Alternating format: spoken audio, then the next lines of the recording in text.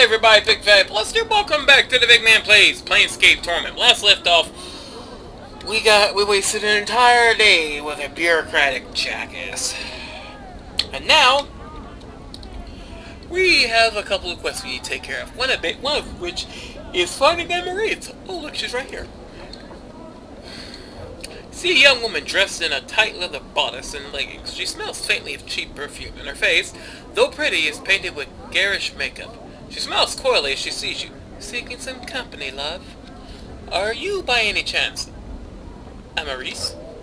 She stares at you silently for a time, then speaks. I was called that once, long ago. Who are you? I was sent to find you by Nod, your brother. He's worried about you and hoped I could tell him how you were. Nod? He's alive? Where? Why didn't he come to seek me out himself? I think he's ashamed. He's a collector now, living in poverty in Ragpicker Square. Doesn't seem quite right. In the head, I mean. Updated my journal. He was a bit touched, even as a child. When his name was Thodas. Oh, I've missed him so. Ashamed, though? Ha! Me homework's no more proud. Well, at least I'm doing well for myself. For a hiver, at any rate, eh? I must visit him soon. She looks at you closely for the first time since you've spoken. Are you a friend of Nob's, or... Of a sort. Why? Could you... She frowns, biting her lip as if considering something. Could you give this to him? She steps closer to you and offers a pouch what looks to be about 100 copper commons. Yes, I swear I'll get... Updated my journal. She hands you the pouch. Thank you. Go speak to Nod for me and tell him how I worry about him so. I will. Farewell. And we get some experience from that. And now we go talk to Morans for Trees, who I was waiting next to at the end of the last video, but then decided... I'm gone. No, let's go talk to him. Just because... you know me. I was gonna say more day when the frick you won't get around here. Morris Retreat smiles widely upon seeing you. Ah, my friend, you've returned. The tree seems to improve each day. Is something you wish to me? I had some questions. He nods, waiting your question. I need some herbs sprung from the seed. Could you help me? Morris Retreat takes the seed from you and holds it up to his eye. What a nice seed. Are those teeth along the edge? Perhaps. Where'd you come by, friend? Oh, Mebin, the midwife in the square, needs some herbs sprung from that seed. Do you know where I could get some? No. Morris Retreats continues to stare at the seed in his hand. This is the only seed of its kind I've ever seen. He winces, and a spot of blood glistens on his thumb. The barbs are sharp indeed. Perhaps you should hold it, so you can't help me either. Unless you can make that one grow, I cannot. Again, I've never seen a seed like this before, friend.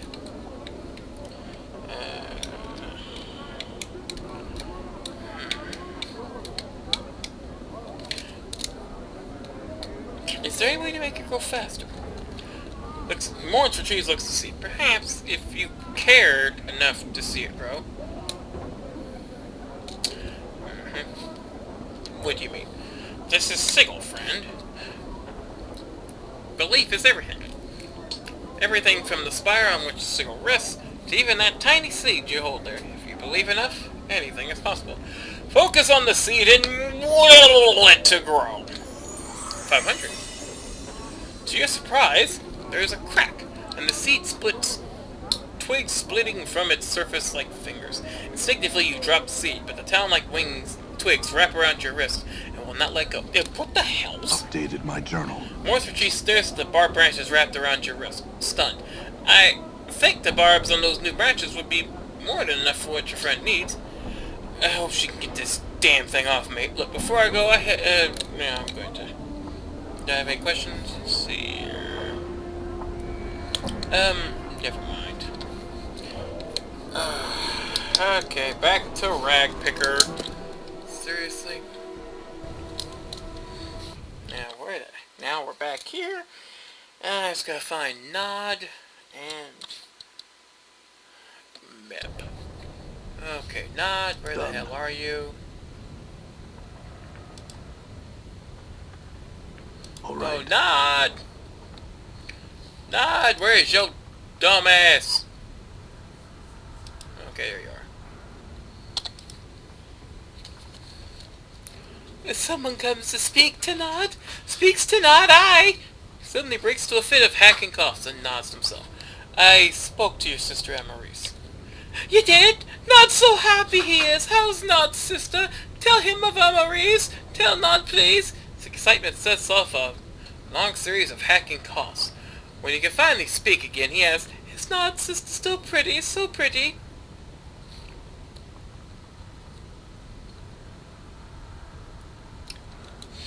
Oh, this is where I have to be.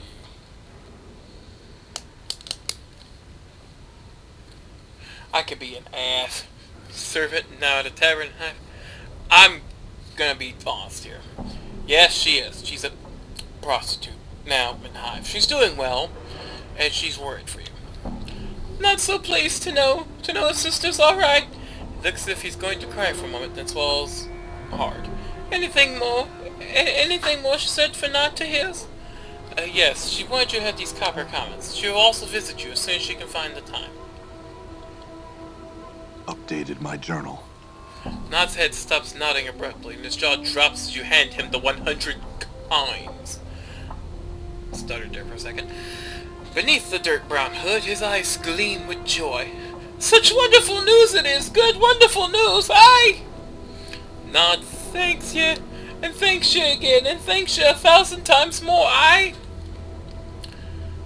Glad I could help, but farewell, Nod. Well, that's resolved.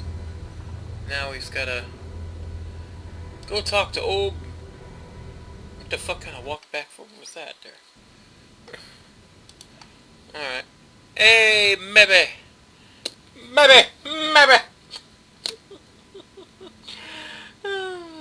Okay. Maybe turns to you and gives you a skeptical eye. Your path brings you back here, does it, child? I returned those herbs you wanted. Now maybe you can get this damn bramble patch off my wrist! Is that so? Maybe glances at the barbs around your wrist. If so, think it off then. Do so. Get off! Updated my journal. Creaking and snapping, the black barb branches unravel themselves from your wrist, form into a tangled ball of brush and twigs. Looks like a nest of dead black snakes. Meta starts. Think it into a picture frame or something, with more structure and less angles. Concentrate on the barbed ball, and then imagine it as a picture frame. Ooh, damn, lots of experience. The branched ball creaks, the twigs bending and twisting until the branches have bent themselves into a small picture frame. Two handspans on a side. Almost unconsciously, you imagine shape. Imagine shape. The barbs to the back of the frame so it can be hung from the wall easily. And as an afterthought, you move the remaining barbed into to the inside of the frame so it can be picked up by the edges. How's that? Beba stares at the frame for a moment, then cackles. Ha! Square enough it is! Good work, child, good work. She picks up the frame and scrutinizes it. This'll do nicely. Is that all you wanted it for? Well, this is enough. She sniffs. But there was one thing I forgot to tell you to fetch when you left last time, and it'll take you back to the merchant square, it will. Look for the cloth seller, Giscorold. He has some rags of mine that he was supposed to wash, and long has it been since I first asked him to do it. You could have mentioned that before I left. Alright, I'll be back. I feel stronger. I've leveled up. Which is why I wanted to stay as a thief, so that way I could improve my thief abilities just a skosh bit more. Let's see, well, definitely 10 more points to tech traps. And open doors. I think after one more level up as a thief, I'll switch back to fighter. If I haven't already become a mage by then. I will also save at this right here.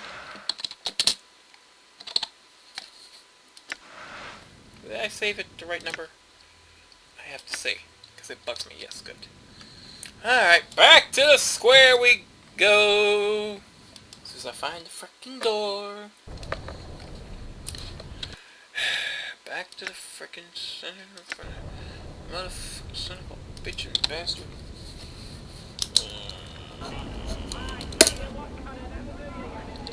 And we're back here. Now I need to find some jackass named Gristle. Let's get a Gristle. Oh, right there. Good. Gristle turns to you. I, Gristle. He bows and spreads his trembling, scarred hands. I, a Gristle. I'm here to pick up someone's wash. Mebeth, the midwife, Redpicker Square. Gristle blinks. Washcloth? Yes. Mebeth. Redpicker Square. Rag Picker? Taps his fingers as if counting something. I know, I remember. Heals up a trembling finger as if telling you to wait. Wait for him to fetch the watch. Wash. Well, comes back with a flattened mass of green rags, thin as paper, yet so stiff they look like they could double as wooden boards. The rags are so caked with the greenish lime starch, they look like it would take years of soaking to relax them. How many times did you clean these? Gristle, washcloth, starch cloth, every 5th day. Washcloth, starch cloth, every 5th day. His eyes flicker. Gristle, wash, many years. Always starch cloth on 5th day. Gristle's ritual. But they're ruined. Washcloth is Gristle's ritual. His voice is flat, almost zombie-like. Must. Starch cloth every 5th day. What's the point of doing it every 5 days when they don't need... Oh, never mind. Just hand them over. Gift cloth. He nods and then hands you the rags. They're heavy. It's like carrying an armload of bricks. I'll take them back to Memphis now. Farewell, you freaking imbecile. Jesus. Worst dry cleaners ever. Mebeth, got your shit. Mebeth seems lost in twisting the black branch picture frame you made for her. She is squaring the edges to snap out some of the barbed seeds on the branches. Suddenly notices you, sets down the frame. Aye, child. I brought your wash. I think Gristle was a little heavy on the cleaning ritual, though. She takes the stacks of starch green rags from you, and she examines them critically. At least they won't tear, she sighs, or bend. What was with that cloth merchant Gristle? His hands were all scarred, and he seemed slow. Mebeth is still turning the cloth over in her hands, tapping it with her finger. Well, child, sometimes one burns with the art, and other times the art burns ye. Is that what happened to him? Mebeth clicks her tongue. Mayhap. There's sums for those... Sorry. There's sums for who using the art is like breathing. They strolls about with the pointy hats and the stink-weak pipes. And then there's hedge wizards and plain-touch gypsies and fortune-casters and half-seers and midwives who flicker with the art. Them have a harder time of it. And Gristle was one of them? Mebeth nods. Aye, so to speak.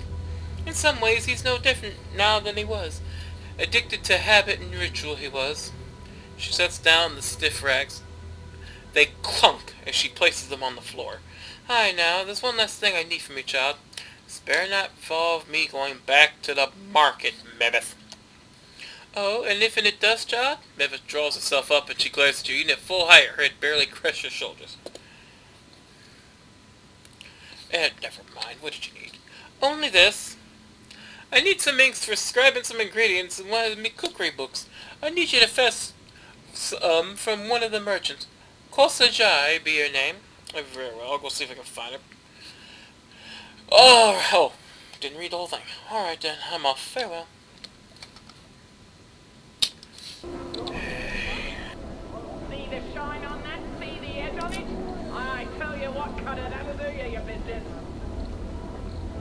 And we found Kosajai.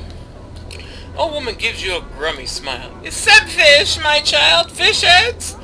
Cloying fish smell surrounds her. Mebeth said you sell ink. She sent me to purchase some. Ink? Nay, sir, I sells no ink, I sells just fish. Are you sure? Mebeth, the midwife from Ragpicker Square, mentioned you specifically.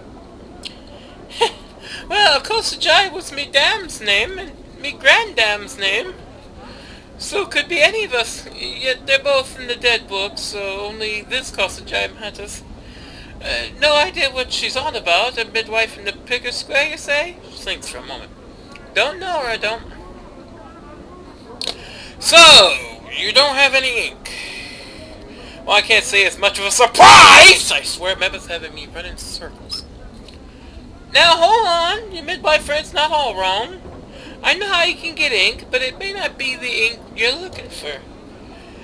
The ink I'm thinking of bleeds from the gills of a Brogotafin, it does. Oh, Brogotafin, it bleeds ink. She frowns.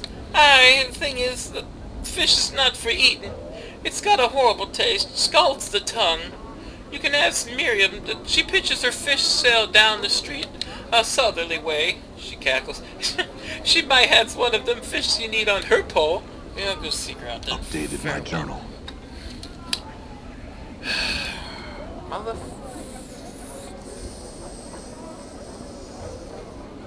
South on the east. Over here.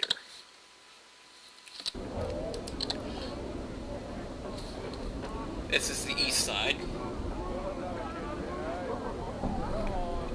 Oh, Miriam!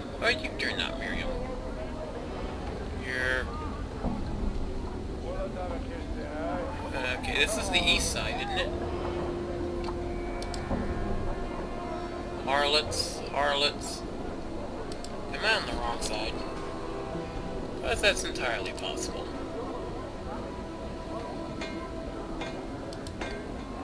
And there's the frickin' Dobbises. Hey, Miriam! Good! This little woman stands silently by the wall, staring off into the distance. She seems to be unconcerned with the flow of traffic around her, and clutches a wooden pole from which dozens of small fish are dangling. Greetings! Hello, sir.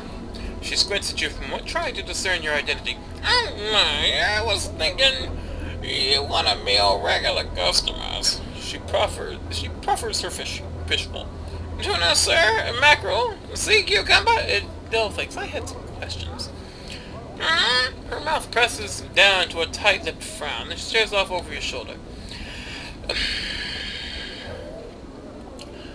If you heard of the Bergoda fan, I was told it bleeds ink from its gills. She blinks and nods. I love fish. A fish is a strange one, it is. Not many have heard of it, unless one who eat it. Difficult to kill, and even in death it still seems to live. Nobody want to watch their teeth around something that still reads. Do you have one? Updated my journal. Aye, but the ink, you'll need something to carry it in. Have you a bowl or cup or perchance? Yeah, great, I'll go look for one and I'll be back. Motherfucker.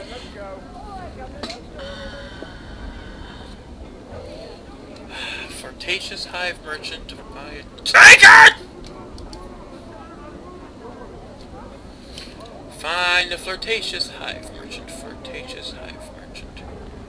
So it's gotta be female, maybe? Oh, maybe her?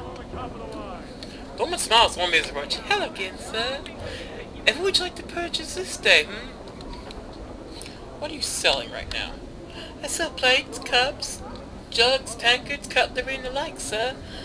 All of quality, sir, the finest. Steps back and lifts the lid on the crate on the wagon behind her. Please look over my goods. Should you have any questions, feel free to ask. I need something to hold ink in. Do you have like a tankard or a goblet for sale? And the figure just jumped off my desk at me. Get back up there. She nods. Oh yes, many kinds. They range in price from a few coppers to several hundred. Actually, I'm looking for the cheapest one you have. I can afford it, but why? She raises an eyebrow. She reaches in a crate at her side and throws a battered-looking tankard to you. It's covered in dents and his hand looks like it's about to fall off. This one looks like it was used on someone's skull. South slightly. It'll do, thanks. Farewell. Updated my journal. Alright. This motherfucking magic had better be worth it!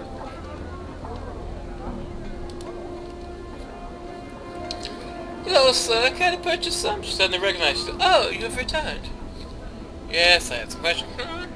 Okay, I bought a tanker. Can I get things from that fish in it? She nods and plucks a fish from her pole. It twitches as she grabs it, then starts lashing about as she begins to twist it like a rag. She wrings it until bluish-black ichor begins to trickle from the fish's gills. When your tank is almost full, she relaxes her grip and throws the twitching fish into a sack at her side. Thanks, and farewell. Updated my journal.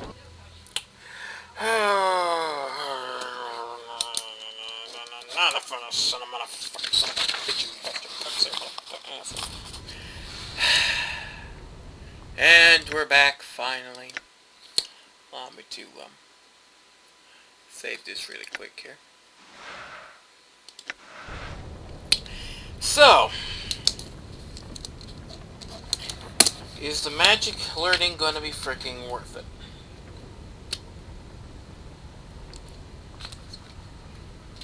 Is it gonna be worth it? Probably not, but we'll find out just how much not worth it next time on the BygMan Plays Planescape Torment. So then it's Big Value Plus, sayonara, and I swear I better get some decent spells out of this shit, seriously, because there's just a lot of running back and forth just to be taught how to frickin' cast a fireball!